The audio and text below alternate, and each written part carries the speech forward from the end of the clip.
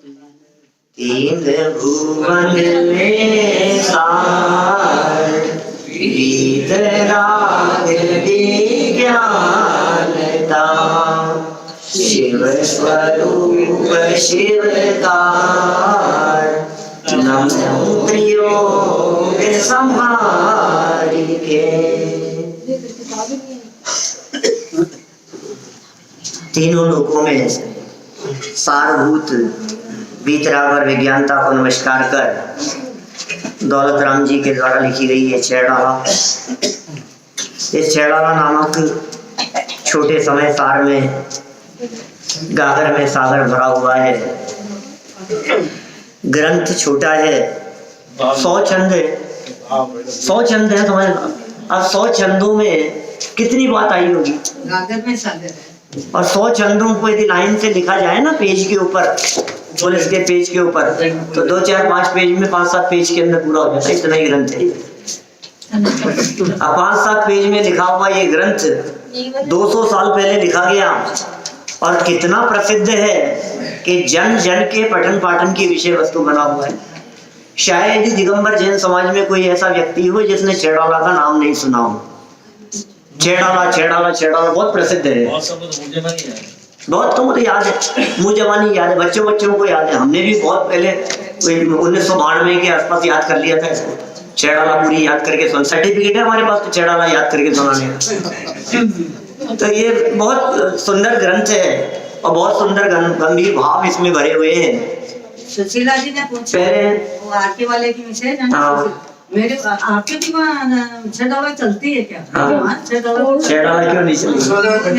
तो चलती नहीं, बच्चों की नहीं। ऐसा समझते हैं कि छेड़ाला तो आप लोग थोड़ी ना चलाते हो, आप तो उनके पढ़ते होंगे स्वामी जी के। अजय सब विद्वानों के इनकार करते हैं, छेड़ाला वो भी पढ़ते हैं। छेड़ाला सब पढ़ते हैं। पहली ढाल में चतुर्गति के दुखों की परिस्थितियों के संदर्भ में बतलाया गया। बहुत मार्मिक ढंग से उस पूरे प्रकरण की व्याख्या की गई। फिर दूसरे नंबर पर उसके कारण बतलाए गए कि आखिर चारों गतियों में परिभ्रमण करने का कारण क्या है, मूल कारण क्या है। ये जीव चतुर्गति में किसके कारण से घूमा है। तो फिर यह बतलाया गया था कि मिथ्या दर्शन, मिथ्या ज्ञान और मिथ्या चारित्र यही इस जीव के चतुर्गति में दुखों के परिभ्रमण के कारण हैं। चारों गतियों में घूमकर ये जीव जो दुख उठा रहा है उसका कारण था मिथ्या दर्शन, उसका कारण था मिथ्या ज्ञान, उसका कारण था मिथ्या चारित्र। फिर मिथ्या दर्शन आदि क्या है इस बात को बहुत संक्षेप में बतलाया और कहा कि 7 तत्व संबंधी भूल वो थी मिथ्या दर्शन, अग्रहित मिथ्या दर्शन। और उनके साथ में जो कुछ भी ज्ञान था इन जुत विषयनि में जो प्रवृत्त ताको जानो मिथ्या चरित्र, वो मिथ्या चारित्र था। और मिथ्या ज्ञान किसे कहा गया था? उससे सहित जो कुछ भी ज्ञान है, विपरीतता से सहित, या ही प्रतीति जुत कछुक ज्ञान सो दुखदायक अज्ञान जान। माने 7 तत्व संबंधी भूल, आग्रहित मिथ्या दर्शन, उस मिथ्यात्व के साथ में होने वाला जो कुछ भी ज्ञान सो मिथ्या ज्ञान, और उसके साथ होने वाली विषयों में प्रवृत्ति वो मिथ्या चारित्र। ये सब आग्रहित की बात हुई। अब यहाँ ग्रहित मिथ्यात्व संबंधी बात 9 नंबर के श्लोक से प्रारंभ कर रहे हैं। 8 नंबर के श्लोक तक की चर्चा हम कल कर चुके, कल मतलब पिछले सेशन में कर चुके हैं। अग्रहित माने अनादिकाल से चला आने वाला मिथ्यात्व, और ग्रहित माने जो मिथ्यात्व नया ग्रहण किया हो वो है ग्रहित मिथ्यात्व। आगे आ जाओ, थोड़ा सा सब देखते रहे सब। देखिए क्या कह रहे हैं यहाँ। 9 नंबर का छंद पढ़ते हैं हम लोग। जो को गुरु को देव को धर्म से चिर दर्शन मोह अंतर रागादिक धरे जे बाहर धन अंबर ते स्नेह। ओहो देखो देखो क्या कह रहे हैं भाई। 2 लाइन पढ़ रहे हैं ना अपन। इस छंद में कह रहे हैं गृहीत मिथ्या दर्शन की बात, और बात शुरू की है कुगुरु के संदर्भ में। गृहीत मिथ्यात्व किसका नाम है? जो माने जो जीव कुगुरु, कुदेव और कुधर्म की सेवा करता है, उनका सेवन करता है, उनके आगे अपना मस्तक झुकाता है। कह रहे हैं जो कुगुरु, कुदेव और कुधर्म, तीन बातें कह रहे हैं यहाँ दौलत राम जी 200 साल पहले छेड़ाला में। पूरे जैन समाज में, दिगंबर जैन समाज में पढ़ाई जाती है। भट्टारक जी की नशिया में बैठक के समय ये चलती रहती है, अर्थ तक बतलाया जाता है, वहां अर्थ सहित चलती है। जो कुगुरु है, कुदेव है और कुधर्म है, इनकी सेवा करता है और पोषण करता है। पोष चालू हो गया क्या? पोष चल रहा है, पोषे, वो पोष महीने की बात नहीं है, पोषण करना। किसका? चिर दर्शन मोह। चिर माने बहुत लंबे समय से चला आया, और दर्शन मोह माने मिथ्यात्व। बहुत लंबे समय से चला आया हुआ जो दर्शन मोह है, जो मिथ्यात्व है, उसका पोषण करता है। ये गृहीत है। देखो, जो भूल अनादिकाल से चली आ रही हो वो भूल तो कहलाती है आग्रहित। अनादिकाल से जो भूल चली आ रही थी वो आग्रहित कहलाती है, और यही भूल, इसी का जब पोषण किया जाता है वर्तमान मान्यताओं से, तो वो गृहीत मिथ्यात्व कहलाता है। नया किसी के उपदेश से, परोपदेश से, किसी के सिखाने से, बाहरी वातावरण से, संयोग से जो हमने नया नया सीखा है, नई कमाई है, अब उसको कमाई क्या कहे, नई गवाई है, कमाई तो नहीं है, वो अच्छी चीज थोड़ी ना है। लेकिन जो भी पाप नया ग्रहण किया गया, और बड़ी बात तो यह है कि वो पाप जैसा दिखता नहीं है।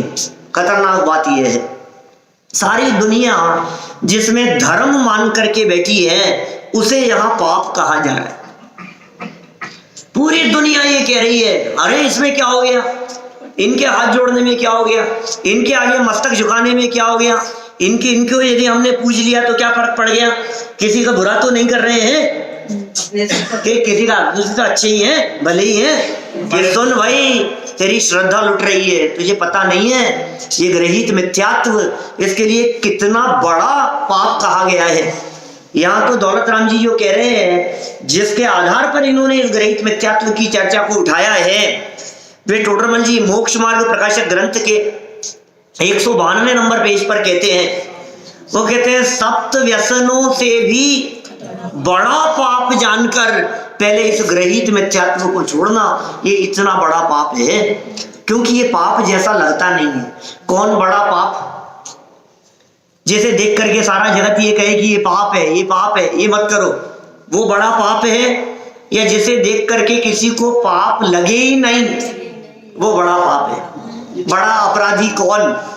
बड़ा डाकू कौन? जिसके चेहरे से, जिसके मुंह से देख करके, हाथ में बंदूक देख करके हर आदमी कहे ये डाकू है, वो कोई बड़ा डाकू नहीं है। लेकिन छद्म वेश में छिपा हुआ, जिसे देख करके हर व्यक्ति कहे कि ये सज्जन है और अंदर में उसकी वृत्ति खोटी हो, वो कहलाएगा एक बड़ा पाप, बड़ा पापी। तो ये गृहीत मिथ्यात्व इतना ही बड़ा पाप है जो पाप जैसा दिखता नहीं है। देव गुरु और धर्म के प्रति विपरीत मान्यता, बहुत तरह का वर्णन हो सकता है इसमें, बहुत तरह का।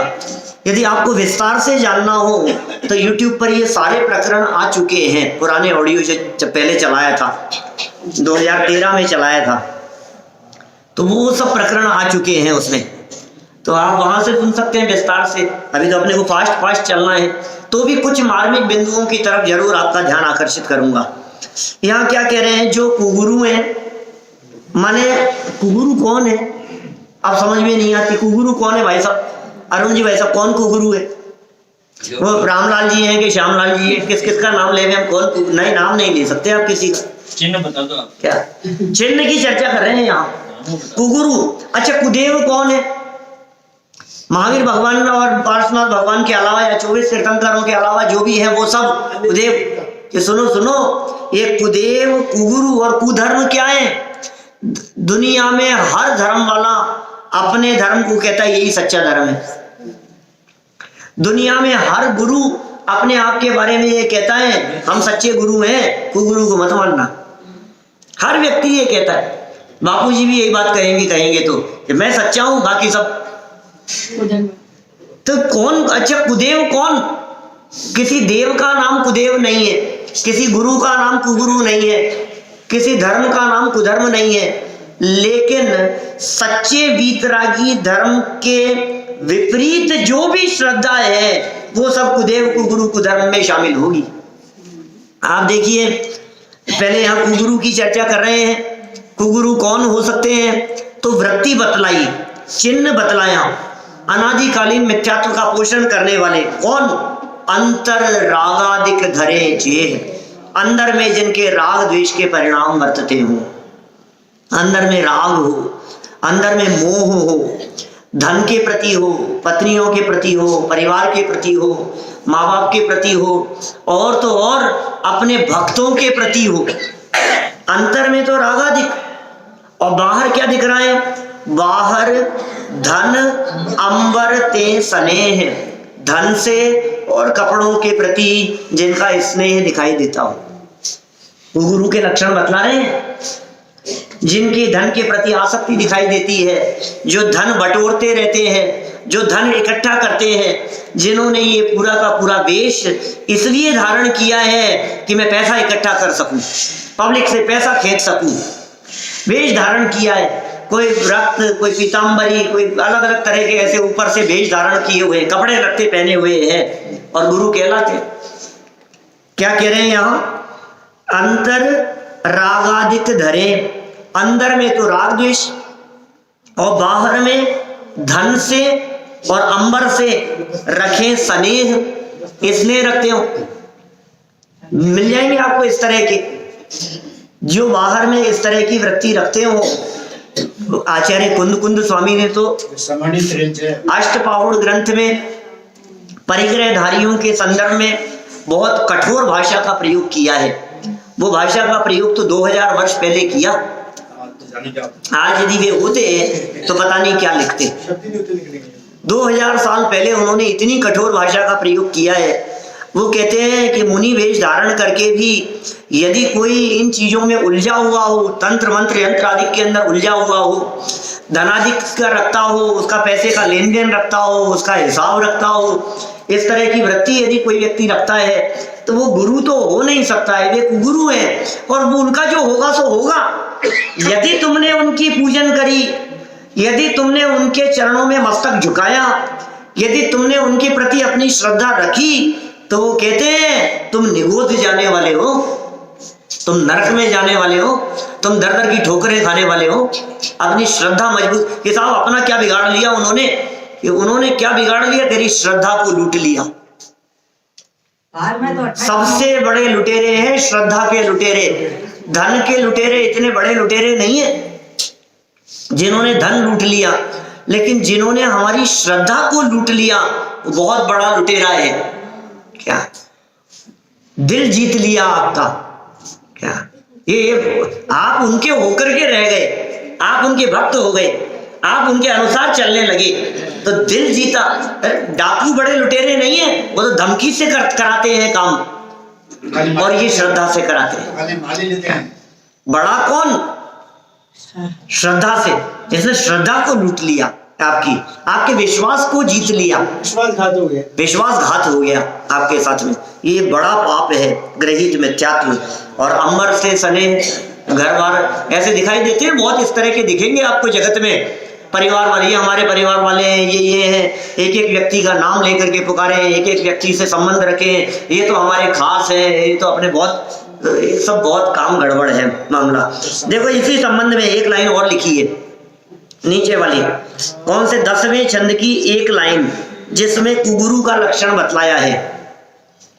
धारे पुलिंग लहि महंत भाव, एक गुरु जन्म जल पल नाव। ओहो क्या कह रहे हैं, धारे पुलिंग, अंतर में राग, बाहर में कपड़े, धारण किया हुआ है कुलिंग, खोटा वेश, माथे पे 3 ऐसे लगा रखी लाइनें, ऊपर लगा रखा है तिलक और ऐसा वेश धारण कर रखा है। ऐसा जो भी वेश धारण किए हुए जगत में दिखाई देते हैं, और भस्म रखते हैं, किसी का कुछ करते हैं, किसी को कुछ उल्टा सीधा कहते हैं, अलग अलग तरह के वेशभूषा बना करके जो जगत में दाढ़ी बढ़ा करके ऐसे जो दिखाई देते हैं, सब कैसे हैं?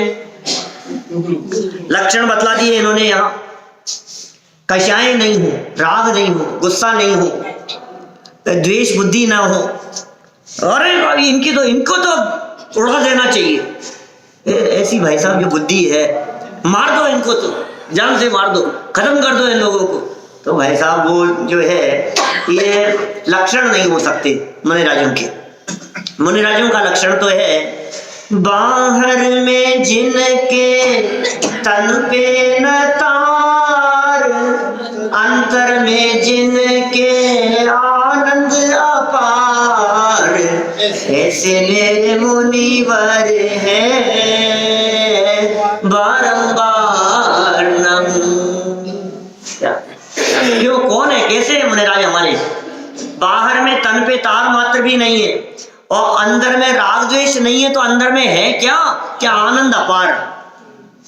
ये सहजता का आनंद बड़ा गजब का है। कुछ भी हो रहा हो, चाहे बाहर में आंधियां आ रही हो, तूफान चल रहे हो, बर्फ गिर रही हो, कितनी प्रतिकूलताएं आ जाए, लेकिन जो आपकी सहजता है, उस सहजता का आनंद ही बड़ा अपूर्व है। क्या? और ये तत्व ज्ञान के बल से आएगी, ये सहजता आएगी धीरे धीरे। आप कोशिश करेंगे तो ये सहजता आए बिना नहीं रहेगी, लेकिन कोशिश तो आपको ही करनी पड़ेगी। कल बहुत सुंदर नयों की चर्चा चल रही थी हमारे वहाँ, विद्यार्थियों को, शास्त्री वालों को जो नए चक्र चलता है ना, 47 नयों में अमृत चंद्राचार्य देव ने लिखा, एक स्वभाव नाम का नय, एक अस्वभाव नाम का नय। सुन लिया क्या आपने? एक स्वभाव नय और एक अस्वभाव नाम का नय। ऐसे गजब की बात कही उन्होंने। कहा सुन, तू नियत स्वभाव में परिवर्तन नहीं कर सकता, लेकिन अनियत स्वभाव को संस्कारों के माध्यम से परिवर्तित किया जा सकता है।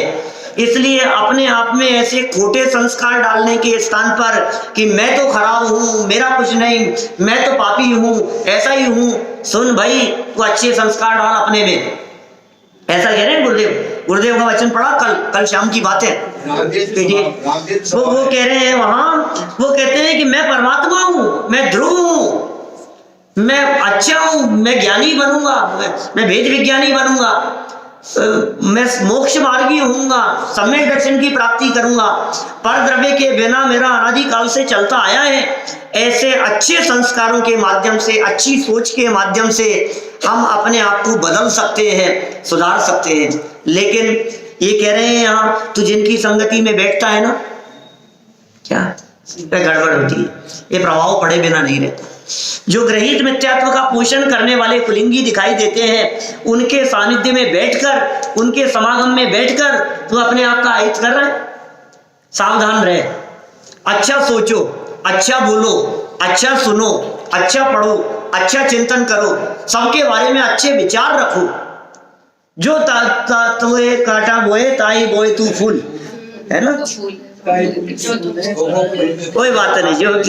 जो उनका अच्छा सोचो ना, तुम बुरा क्यों सोचते हो? देखो कितनी सुंदर बात कह रहे हैं कि साहब वो जो है उनके बारे में अच्छा सोच करके ही तो पूजन कर रहे हैं उनकी। अब बोलो, अब ये ऐसे तर्क देता है सामने वाला व्यक्ति कि इनके बारे में अच्छा सोच करके ही तो पूजन भक्ति कर रहा हूं, कि सुन भाई इससे नुकसान किसका होगा, हम उनका विरोध करने के लिए नहीं कह रहे। पॉइंट नंबर 1 ध्यान रखना, हार जाओ, कभी विरोध नहीं करना, दुश्मन का भी विरोध नहीं करना। जो स्पष्ट दिखाई दे रहे हैं कि एक गुरु है, हम विरोध नहीं करते। विरोध तो हम किसी का भी नहीं करते। क्या विरोध क्यों करें किसी का? तो विरोध नहीं करना। तो फिर विरोध नहीं करने का अर्थ कोई ये समझ ले कि उनको पूजना, बोले ये भी नहीं हो सकता। समर्थन में सावधानी, समर्थन नहीं, हाँ समझ रहे। तो उनको पूज नहीं रहे तो क्या विरोध कर रहे हैं? विरोध नहीं कर रहे, हम साइलेंट हैं, हमें कोई मतलब नहीं है, चुप रहना। सीधी सी बात है। हम हमारा उनके साथ में किसी तरह का कोई मेल मिलाप नहीं हो सकता, तो रास्ते ही अलग ही है। परिग्रहधारियों को हम वीतरागी दिगंबर संतों की तरह, पंच परमेष्ठियों की तरह उनको कैसे पूज सकते हैं हम? जिन्हें गुरु कहा गया है वे गुरु भगवान के समान है, जिन्हें गुरु कहा गया है वे पंच परमेष्ठियों में आने वाले हैं। अरहंत और सिद्ध भगवान को जितनी बार वंदन करते हैं, हम गुरु को भी उतनी ही बार वंदन करते हैं दिन भर में नमोकार मंत्र बोलते समय। सच्चे गुरु तो नमो हरिहंताणम और नमो सिद्धाणम के साथ ही नमो आयरियाणम, नमो वज्रायणम और नमो लोहे सवसावणम शब्द का प्रयोग इस बात को बतलाता है कि उतनी ही बार दिन भर में उन्हें भी वंदन किया गया। उनके लाइन में बिठा दिया हमने, एक लाइन से पंच परमेष्ठियों को खड़ा कर दिया। वो भी तो भविष्य सिद्धों की श्रेणी में आने वाला जिनका नाम है, जग के उन सब मुनिराजों को मेरा नम्र प्रणाम है। लेकिन किनको? सिद्धों की, उनको जिनका नाम सिद्धों की श्रेणी में आने वाला है, उन्हें मेरा विनम्र भाव से प्रणाम है, शत बार प्रणाम है, 100 बार उनको वंदन है। लेकिन परिग्रहधारियों को वंदन करके मैं अपना भविष्य नहीं बिगाड़ सकता, अपना फ्यूचर नहीं बिगाड़ सकता हूँ। परीक्षा तो 28 मूल गुण से ही हो सकती है, मूल गुणों से ही होगी, इसके अलावा कोई बात ही नहीं। आगे सब बातें, अभी तो शुरुआत है दूसरी ढाल में। क्या अभी तो ये लक्षण बतला रहे हैं। तीसरी ढाल के अंदर कहेंगे मूढ़ताएं नहीं होनी चाहिए, अनायतन नहीं होने चाहिए। ये जब खोल करके एक एक लाइन में व्याख्या करेंगे तो कैसे बात करने वाले हैं आगे। देखिए, धारे कुलिंग और लही महंत भाव। अरे तुम्हें पता है मैं कौन हूं? महंत भाव, अपने आप को बड़ा मानना, बड़ा स्वीकार करना। लही महंत भाव ते कुगुरु, वो सब कुगुरु है। अंदर में राग, बाहर में वस्त्र, धनादि के प्रति स्नेह, और क्या कुलिंग का धारण करना बाहर में, वो सब कैसे हैं? कुगुरु हैं। और क्या क्या करेंगे वे? क्या होगा उनका? जन्म जल उपल नाव। उपल माने पत्थर, उपल माने पत्थर, पत्थर की नौका के समान है।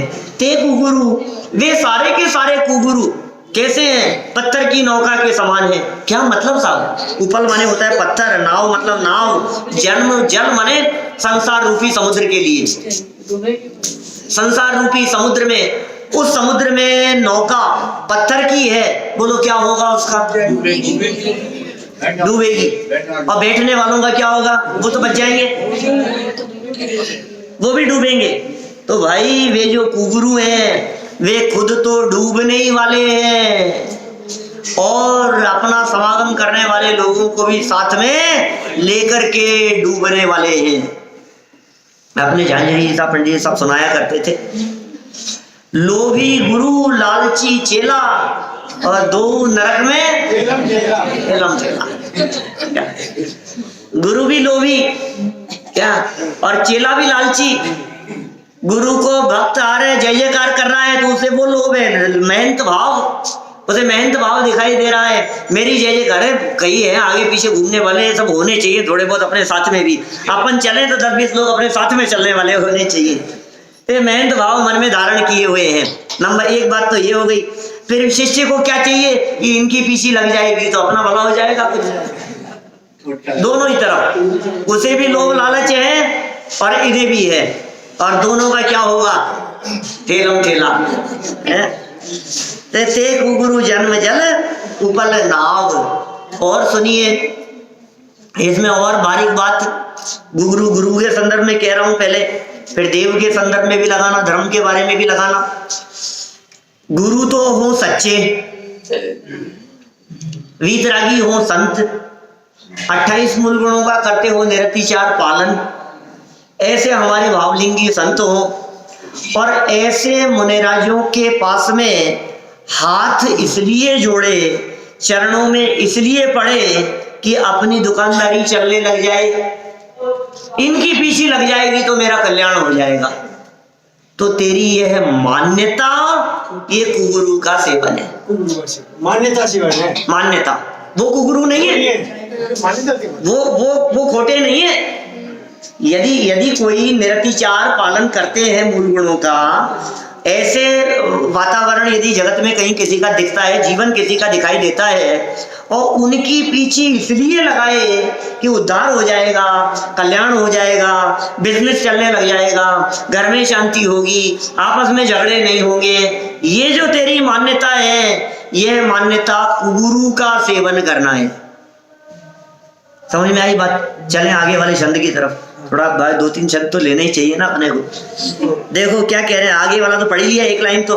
धारे कुलिंग, धारे मतलब धारण करें, कुलिंग माने खोटा वेश। अभी तक स्पष्ट रूप से ही खोटे वेश वालों की बात कर रहे हैं। क्या? धारे कुलिंग लही महंत भाव ते कुगुरु है, और जन्म रूपी जल के लिए, जन्म मरण रूपी जल माने संसार रूपी समुद्र के लिए उपल नाव पत्थर की नौका के समान है।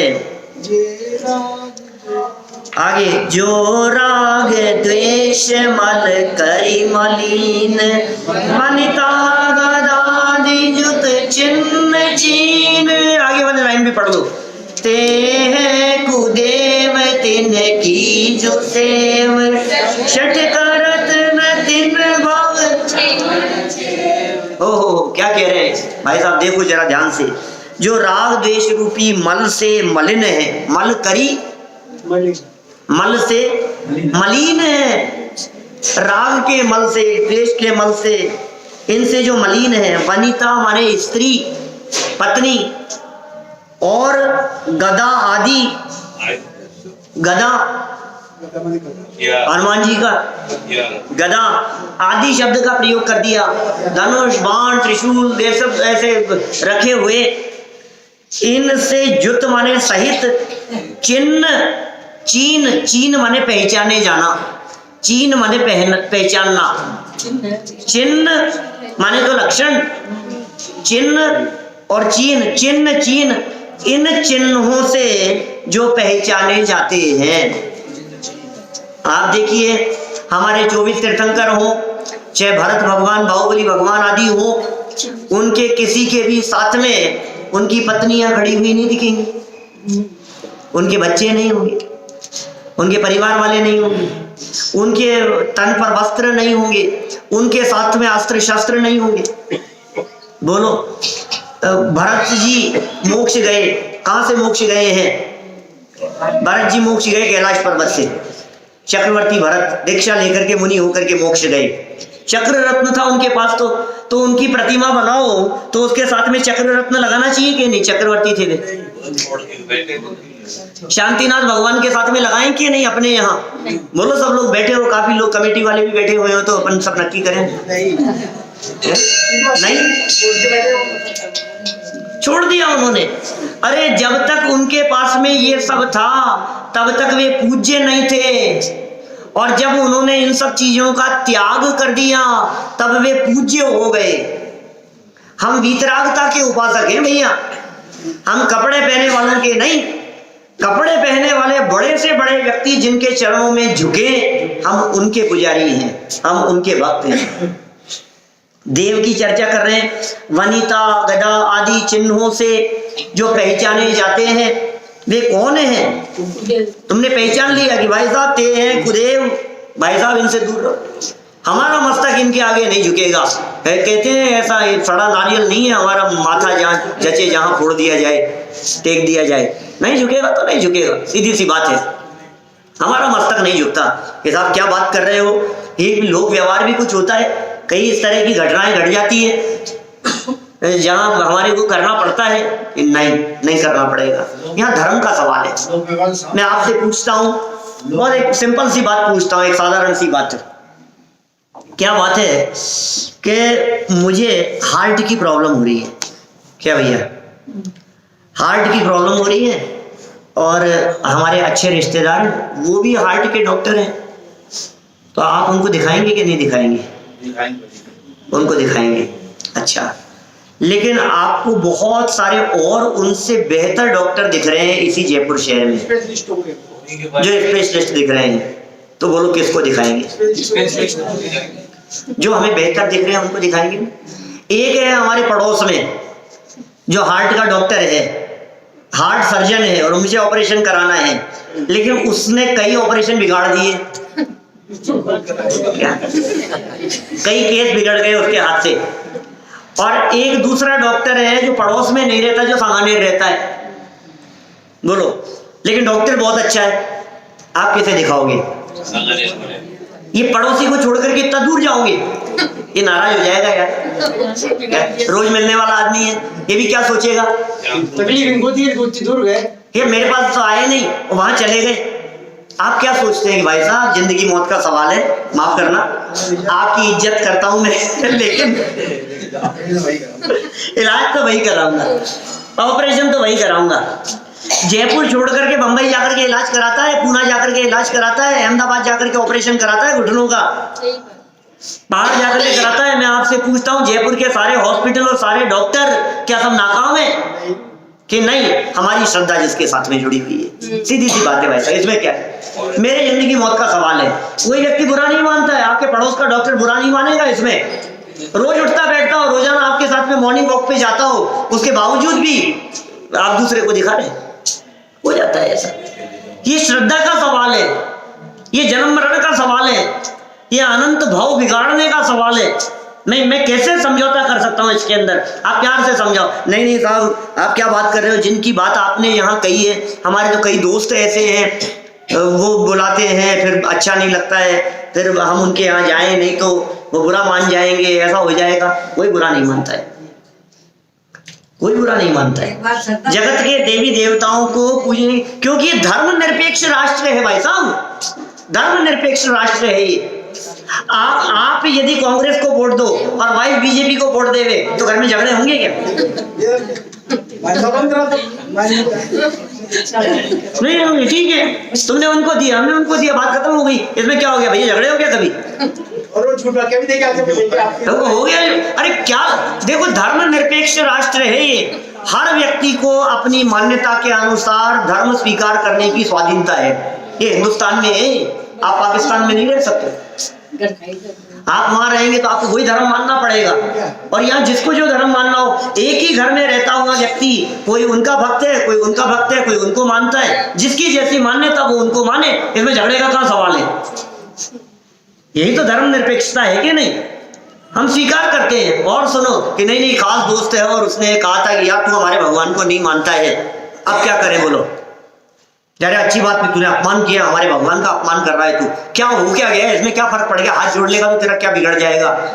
ये देख भाई, मेरा मस्तक तो उनके आगे झुकता है जो मेरे आदर्श हूं। मेरा आदर्श राजपाट नहीं है, मेरा आदर्श धन संपत्ति इकट्ठा करना नहीं है, मेरा आदर्श, हमारा आदर्श त्याग है, संयम है, वैराग्य है, ये हमारे आदर्श हैं। हमारा मस्तक वैरागियों के आगे झुकता है, हमारा मस्तक त्यागियों के आगे झुकता है। समझ में आ रही है बात? और सुन, यदि तुझे ऐसा लग रहा है ना कि मैंने तुम्हारे भगवान के आगे हाथ नहीं जोड़े, तो एक बात और सुन ले, महावीर भगवान भी जहाँ मुकुट लगाए हुए बैठे होते हैं ना, तो मैं उनके भी हाथ नहीं जोड़ता। अच्छा, महावीर भगवान के भी हाथ नहीं जोड़ता कि हाँ मुकुट लगे हुए। मैं राजकुमार महावीर का भक्त नहीं हूं, मैं राजा ऋषभ देव का भक्त नहीं हूं, मैं मुनिराज और भगवान ऋषभ देव का भक्त हूं। वो हमारे आदर्श हैं। तो बात समझ में आती है सब? आप प्यार से समझाएंगे ना तो सबके समझ में आती है। जब उन्हें कहा कि मैं आदिनाथ भगवान को भी मस्तक नहीं झुकाता, जब उन्हें समझाया कि मैं महावीर भगवान को भी मस्तक नहीं झुकाता, किस अवस्था में? राजपाट की अवस्था में। और सुन गजब की बात, रामचंद्र जी और हनुमान जी के आगे भी मेरा मस्तक झुकता है, लेकिन त्याग करने के बाद की अवस्था में। समझ में आ रही है बात? हम राजा राम के नहीं, हम भगवान राम के भक्त हैं। समझ में आ रही है बात? हम राजा ऋषभ देव के नहीं, हम राजकुमार महावीर के नहीं, हम भगवान महावीर के भक्त हैं। समझ में आ रही है बात आपको? बात समझा? बात सच्ची है, यही तो कह रहे हैं यहाँ पर। तुम जो बनना चाहते हो, मस्तक किसके आगे झुकेगा हमारा? वीतरागता पूज्य है, सर्वज्ञता पूज्य है, भगवान बनने के बाद पूज्य है, भगवान बनने के पहले नहीं। हम तो, आप दीक्षा ले लो, हम तो आपके चरणों में झुक जाएंगे, हमें क्या फर्क पड़ रहा है। लेकिन तुम कहोगे साहब मैं सूट बूट पहन करके खड़ा हूं, तू मेरे चरण में पढ़, कि काय को पढ़ भैया, तू है कौन? अपने श्रद्धा पति और कोई नहीं दिखा सकता। हाँ, इसलिए बात तर्क युक्ति न्याय से करो। तो अरे साहब गजब हो गई, तुम भी परीक्षा कर रहे हो, तुम होते कौन हो परीक्षा करने वाले? कि भाई साहब कुर्ता सिलाना हो तो अच्छा दर्जी तलाशता है, स्पेशलिस्ट के पास जाता है, स्पेशलिस्ट के पास में जाता है, बिगड़ नहीं जाए। कुर्ता बिगड़ने की इतनी चिंता है और भाव बिगड़ने की चिंता नहीं है। कपड़ा बिगड़ जाएगा, कोट बिगड़ जाएगा, सूट बिगड़ जाएगा, अरे मेरे भाव बिगड़ जाएंगे, मैं कहाँ जाऊंगा, मुझे अकेले को भुगतना पड़ेगा, मेरे पिताजी साथ में नहीं जाएंगे। इतिहास में उठा करके देखो, कितने अनगिनती उदाहरण मिलेंगे आपको, ऐसे ऐसे उदाहरण मिलेंगे आपको जिनमें पिता नरक में गए और बेटे मोक्ष में गए, एक भाई नरक में चला गया और दूसरा भाई मोक्ष चला गया। ऐसे उदाहरण मिलेंगे जिसमें पिताजी मोक्ष में चले गए और बेटा नरक में चला गया। अनगिनती उदाहरण मिलेंगे, सब तरह के उदाहरण मिलेंगे आपको। पति मोक्ष चला गया और पत्नी स्वर्ग में चली गई, पत्नी स्वर्ग में चली गई और पति नरक में चला गया। सब तरह के उदाहरण है शास्त्रों में। हर व्यक्ति स्वतंत्र है। नहीं साहब, जन्म जन्म का साथ है क्या? तो चल, नरक में कौन कौन तैयार है चलने के लिए? कौन जाएगा? स्वर्ग में जाओ तो हम तैयार हैं, कश्मीर घूमने के लिए जाओ तो हमारा भी टिकट साथ में करा लेना, लेकिन वहां की अजमेर की झोपड़पट्टियों के अंदर आप जाओ तो फिर हमारा नंबर नहीं है साथ में, तुम अकेले ही जाओ, फिर नहीं चलना हमारे को साथ में। तो हर व्यक्ति अपना हित सोचता है कि नहीं? तो तू अपना हित क्यों नहीं सोच रहा है? श्रद्धा जा रही है, जीवन जा रहा है कि उससे क्या होगा कि रागियों की संगति से राग उत्पन्न होता है और वीतरागियों के संगति से वीतराग भाव उत्पन्न होता है। इसलिए वीतरागियों को लख वीतरागी बनो। ये वीतरागता का मार्ग है, ये भगवान बनने का मार्ग है, ये तो मुक्ति का मार्ग है, ये मुक्ति का मार्ग दिखा रहे हैं यहाँ। ये दौलत राम जी को कोई दुश्मनी थी क्या उनके साथ में? कि नहीं, हम व्यक्ति को दोष नहीं दे रहे हैं। देखो यहाँ कुदेव की चर्चा शुरू की है इन्होंने, क्या बात कही? ते हैं कुदेव, वो कुदेव हैं। कौन कुदेव हैं? रामचंद्र जी? कि नहीं, गलत फहमी में मत रहना, वो भगवान है, वो कुदेव नहीं। तो कौन है कुदेव? कि सुन, ये जो तेरी मान्यता है ना कि महावीर जी जाकर के ऐसा उतर जब हो जाएगा, तिजारा जाकर के भूत उतर जाएगा, भूत चढ़ जाएगा, गलत फहमी में मत रहना, ग्रहित मिथ्यात्व का भूत चढ़ जाएगा तेरे। ये जो तू मान्यता लेकर के जा रहा है ना कि वहां जाकर के ये हो जाएगा, वहां जाकर के ये हो जाएगा, ये जो तू मन्नत मांग करके जा रहा है, तो तेरा भगवान महावीर भी तेरे लिए कुदेव है। चोट मान्यता के ऊपर करनी है भाई साहब, बाबूजी, मान्यता के ऊपर चोट करनी है। सुधार वहां नहीं करना है, सुधार यहां करना है।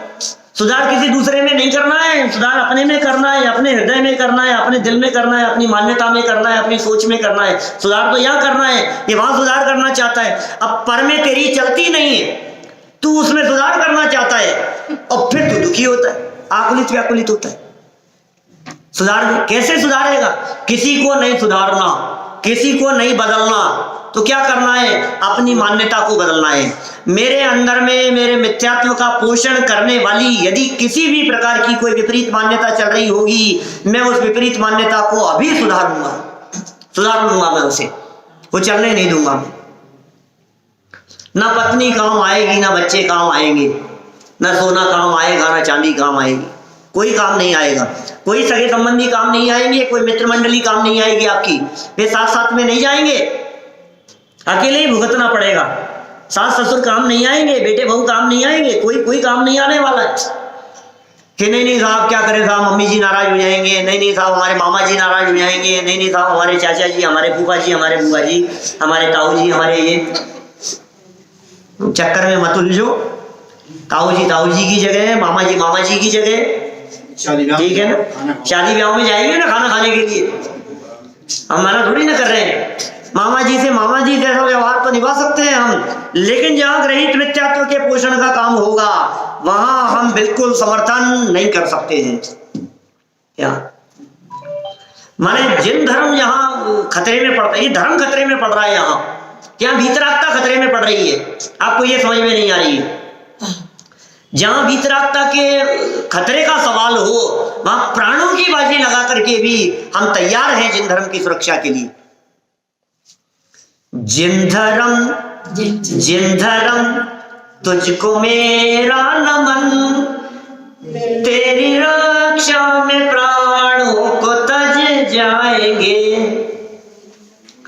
जिन धर्म रिपीट नहीं कर सकते आप लोग, कोई कहना पड़ेगा। अरे दोबारा लाइन बोल रहा हूं, गुनगुना लोगे तो पाप नहीं लगेगा कोई। जाओ। जिन धर्म तुझको मेरा नमन, तेरी रक्षा में प्राणों को तज जाएंगे। हम रहे ना रहे इसकी परवाह नहीं, हम रहे ना रहे इसकी परवाह नहीं। नाम तेरा अमर जग में कर जाएंगे, नाम तेरा अमर जग में कर जाएंगे। जिन धर्म तुझको मेरा नमन, तेरी रक्षा में प्राणों को तज जाएंगे। समझ में आ रही है क्या कुछ बात? ये जिन धर्म है, ये धर्म की रक्षा का सवाल है, ये वीतरागता की रक्षा का सवाल है, ये जिनेंद्र देव की रक्षा का सवाल है। ये जिन धर्म अपने हृदय में धारण करने की चर्चा यहाँ चल रही है, इसलिए हमारा मस्तक उनके आगे नहीं झुकेगा तो नहीं झुकेगा। अरे देखो, आजादी के लिए लड़ने वाले लोग सर कटा सकते हैं लेकिन सर झुका सकते नहीं। क्या अपनी आजादी को हम, तो जब आजादी के लिए वो देशभक्त लोग ये काम कर सकते हैं, सर कटा सकते हैं, झुका नहीं सकते हैं हम, तो सुनो भाई, देश की आजादी के लिए जब ऐसा कर सकते हो तो अपनी आजादी कहते हैं मुक्ति। आजादी माने क्या है? मुक्ति माने मोक्ष। क्या अपनी आजादी के लिए हम कैसे सर झुकाएं? हम नहीं झुका सकते हैं, हरगिज झुका सकते नहीं, हमारा सर नहीं झुकेगा। कि प्राण चले जाएंगे। अरे जिस मंदिर में बैठ करके हम चर्चा कर रहे हैं, प्राणों की बाजी देकर के भी, प्राणों की कीमत देकर के भी उन्होंने सत्य से समझौता नहीं किया। आपको क्या लगता है राजा के द्वारा डायरेक्ट आदेश सुना दिया गया होगा? पहले चर्चाएं नहीं आई होगी, पहले धमकियां नहीं आई होगी, पहले समझौते का प्रस्ताव नहीं आया होगा, लोभ लालच नहीं दिया होगा कि तुम तुम्हारी ये बातें बंद करो, दूसरों के ऊपर उंगली उठाना बंद करो, तुम्हारे गृहीत मिथ्यात्व के नाम पर ये जो तुमने चला रखा है निषेध करने की प्रवृत्ति, ये जो बातें तुमने कह रखी है बंद करो, ये सब ये बातें आई होगी। लेकिन उन्होंने क्या कहा? नहीं माने नहीं, नहीं माने नहीं। और फिर क्या हुआ? हुआ क्या? बतलाओ मेरे को, हुआ क्या? पश्चाताप हुआ फिर राजा को बाद में। टोडरमल जी की बात कह रहा हूँ साहब, यही इस जन मंदिर में बैठ करके उन्होंने ये सब रचनाएं लिखी है, ये सारी चर्चाएं लिखी है। सत्य समझौते की अपेक्षा नहीं रखता, और समझौते से सत्य कमजोर होता है। छूट जाएगा, कोई बात नहीं, जीवन पूरा होना होगा तो हो जाएगा, आयु पूरी होनी होगी तो हो जाएगी, मरना होगा तो मर जाएंगे, कल मरे चाहे आज मरे, लेकिन हम ऐसा गलत काम नहीं कर सकते, गलत रास्ते पर नहीं जा सकते। देखो क्या कह रहे हैं, ते हैं कुदेव। कौन है कुदेव ये तो बताओ। ते माने कौन? जो राग द्वेष मल करी मलीन, जिनके हृदय में राग द्वेष दिखाई देता हो, या फिर जिनसे तू अपने राग द्वेष का पोषण करता हो, जिनसे तू अपने राग द्वेष का पोषण कर रहा है। हे भगवान तेरा ही सहारा, प्रभु तेरे ही भरोसे, हे पारसनाथ बंवर में नैया, हे भगवान मैं तो, हे प्रभु तुम ही पार लगाओगे, हे भगवान उतर करके आ जाओ, आप ही करने वाले हो। ये जो तेरे दिमाग में वृत्ति चल रही है, इसको सुधार, इसे सुधारने की जरूरत है। भगवान से सौदेबाजी कर रहा है, ऐसा होगा तो ऐसा कर दूंगा, मेरा एक काम होगा, छत्र चढ़ाऊंगा, छत्र चढ़ाऊंगा, ये चढ़ाऊंगा, प्रसाद चढ़ाऊंगा, बस लेकर के जाऊंगा, महावीर जी बस ले जाऊंगा, ये काम हो जाए तो। और नहीं हो तो तुम्हें कौन पूछता है? और एक डॉक्टर के दिखाने जाएगा, 500 रुपए बाहर जमा, पहले बाहर जमा कराएगा, फिर अंदर डॉक्टर के दिखाने के लिए जाएगा। ठीक हो या नहीं हो, दवाई लगे चाहे नहीं लगे, असर हो चाहे नहीं हो, डॉक्टर से भी गया भी था, समझ रखा है हमने भगवान को। बोलो, रोज जाता है, सुनाता है, रिश्वत देता है, हे भगवान देखना ये काम हो जाए तो हे भगवान ऐसा हो जाएगा, हे भगवान ये काम हो जाए, बस मेरा ये काम हो जाए, हे भगवान 1 करोड़ की लॉटरी लग जाए, 10% आपका।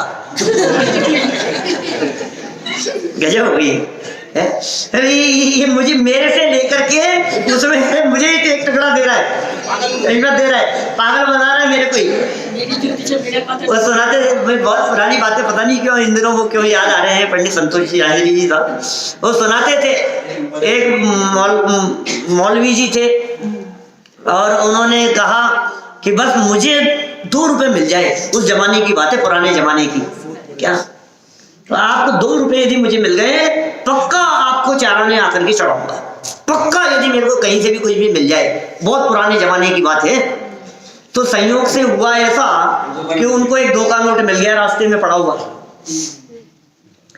लेकिन हुआ ये कि वो जो नोट मिला वो नोट फटा हुआ था। अब फटा हुआ नोट चलता नहीं मार्केट में, तो उस फटे हुए नोट को बदलवाया उन्होंने ज्वारी बाजार में जाकर के, और नोट बदलवाया तो उसने 2 रुपए के नोट बदलने में 4 आने काट लिए। तो बोला अल्लाह मियाँ बड़े सयाने, पहले काट लिए 4 आने। क्या धोखा दिया जो पहले 4 आने काट लिए, धोखा नोट मैंने मांगा, तुमने 4 आने पहले ही काट लिए। अरे भाई, तो तू जो ये सोच रहा है कि वो देंगे और मैं उन्हीं में से उनको दे दूंगा, तेरी ये मान्यता खोटी है, तो इसको सुधार। इसको सुधारने की प्रेरणा दे रहे हैं। राग द्वेष मल से मलिन हो, वनिता गदा आदि चिन्हों से जो पहचाने जाते हो, वे सब क्या हैं? कुदेव हैं। और उनकी जो सेवाएं, तिनकी जो सेव, उनकी जो सेवाएं, शठ माने मूर्ख, करत न, शठ माने मूर्ख जीव, उनकी सेवा करता हुआ करत न भव भ्रमण चेव, इस संसार समुद्र को नहीं मिटा पाएगा। चतुर्गति में दर दर की ठोकरें खाता रहेगा, इधर उधर भटकता रहेगा, नरक में, निगोद में, तिर्यंचारी गतियों में खाने पीने और भूख प्यास की वेदनाओं को सहता रहेगा। कौन? इसने ये मूर्खतापूर्ण काम किया, इसलिए इसकी इस प्रकार की ये दशा हो रही है। तो लिखा लोग लाज भय, हाँ, जो लाज 11 और भयवश पूजते द्रग भ्रष्ट को, की पाप की अनुमोदना ना बोधि उनको प्राप्त हो। तो इस तरह से ये कुगुरु तक की चर्चा हमने की, और फिर उसके बाद में कुदेव की चर्चा हमने यहाँ आपके बीच में की है। अपने जीवन को सुधारने के लिए है, किसी और के ऊपर उंगली उठाने के लिए चर्चा नहीं है। भूल से भी कभी किसी और के ऊपर उंगली नहीं उठाना। टोडरमल जी साहब ने ही हमें संदेश दिया मोक्ष मार्ग प्रकाशक ग्रंथ में ही। वे कहते हैं यदि किसी प्रकार का दोष अपने में हो तो निकाल लेना, दूसरों के दोष देख देख कर कशाई नहीं होना। ये चर्चाएं दूसरे के दोष देखने के लिए नहीं है, ये दूसरे को बेइज्जत अपमानित करने के लिए नहीं है। उसने ऐसा कर लिया, इसने ऐसा कर लिया, नहीं नहीं नहीं। यदि मेरे में किसी प्रकार की कोई गलती है तो मैं उसे अवश्य निकालूंगा, क्योंकि इससे मेरा सम्यक्त्व मलिन होता है, इससे मोक्ष मार्ग प्रकट नहीं हो पाता है। ये रहते हुए मेरे दुखों का अंत नहीं हो पाएगा। यदि मैं अपने दुखों का अंत करना चाहता हूं तो इन सभी प्रवृत्तियों से ऊपर उठकर सच्चे देव शास्त्र गुरु की शरण लेकर उनके बताए हुए मार्ग पर चलकर अपने जीवन में सच्चा धर्म में प्रकट कर सकता हूं। ऐसा सच्चा धर्म हम सभी के जीवन में प्रकट हो, इसी मंगल भावना से बात को यही विराम।